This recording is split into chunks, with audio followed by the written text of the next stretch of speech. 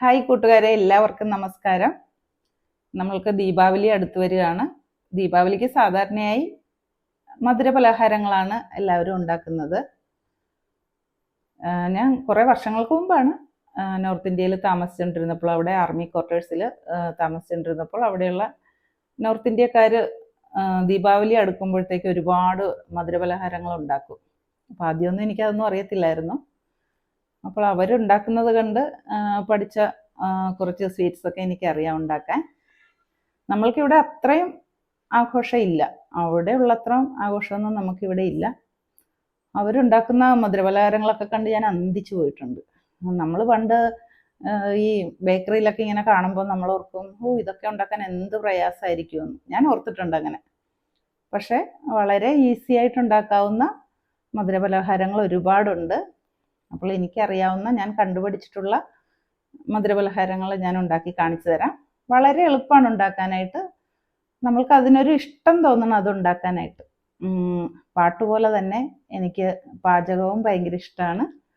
അപ്പോൾ എനിക്കറിയാവുന്ന കാര്യങ്ങൾ ഞാൻ ഉണ്ടാക്കി കാണിച്ചു തരാം. എല്ലാവരും കണ്ടാൽ മാത്രം പോരാ, ട്രൈ ചെയ്യണം. അപ്പോൾ ദീപാവലിക്ക് ഞാൻ ഈ ഉണ്ടാക്കി കാണിക്കുന്ന സ്വീറ്റ്സൊക്കെ എല്ലാവരും ഒന്ന് ട്രൈ ചെയ്ത് നോക്കണം കേട്ടോ. ഇപ്പോൾ ആദ്യമായിട്ടാകുമ്പോൾ ചിലപ്പോൾ ശരിയായില്ലേലും അത് പാട്ടും അതുപോലെ തന്നെയല്ലേ, നമ്മൾ പാടി വരുന്തോറും നമ്മൾക്കത് പെർഫെക്റ്റ് ആവും. അതുപോലെ തന്നെയാണ് പാചകവും. അപ്പോൾ ഈ മധുരപലഹാരങ്ങൾ എല്ലാവരും ട്രൈ ചെയ്യണം. ഇന്ന് ഞാൻ ഉണ്ടാക്കുന്നത് കടലമാവ് വെച്ചുള്ള ഒരു ലഡുവാണ്. വളരെ എളുപ്പമാണ്, പെട്ടെന്ന് ഉണ്ടാക്കാം. ഞാൻ ഉണ്ടാക്കുന്നത് 2 കപ്പ് വെച്ച് 2 കപ്പ് കടലമാവ് കൊണ്ടുണ്ടാക്കുന്ന ലഡുവാണ്. അപ്പോൾ 2 കപ്പ് കടലമാവ് നമ്മൾ ആദ്യം ഒന്ന് ചൂടാക്കി എടുക്കണം. ചൂടായി വരുമ്പോഴത്തേക്ക് നമ്മൾ അതിലേക്ക് കുറച്ച് നെയ്യ് ഒഴിക്കണം. നെയ്യെന്ന് പറയുമ്പോൾ നമ്മൾ 2 കപ്പ് എടുക്കുമ്പോൾ 1 കപ്പ് നെയ്യ് ചേർക്കണം.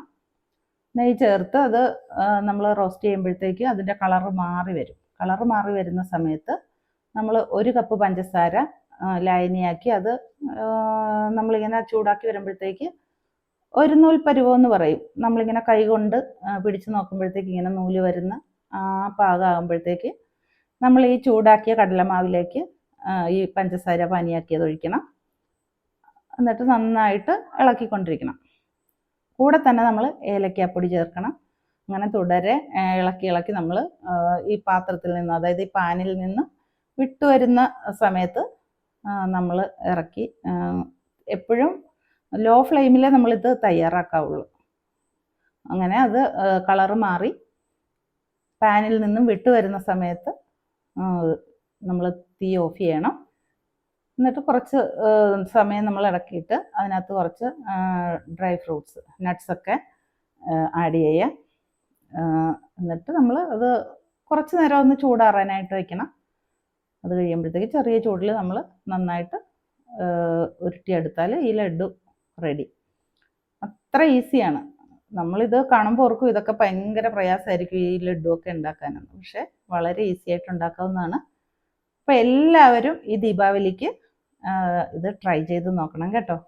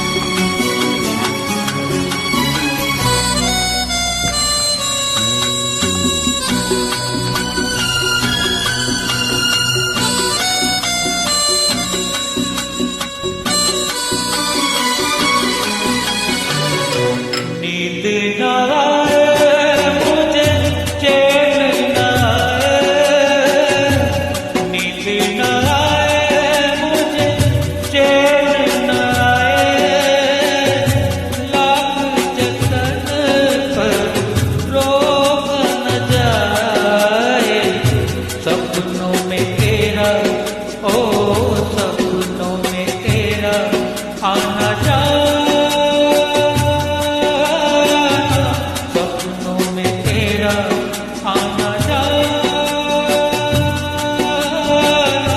मैंने नहीं जाना, तुझे नहीं जाना। तेरे मेरे बीच में कैसा है ये बंधन अनजान।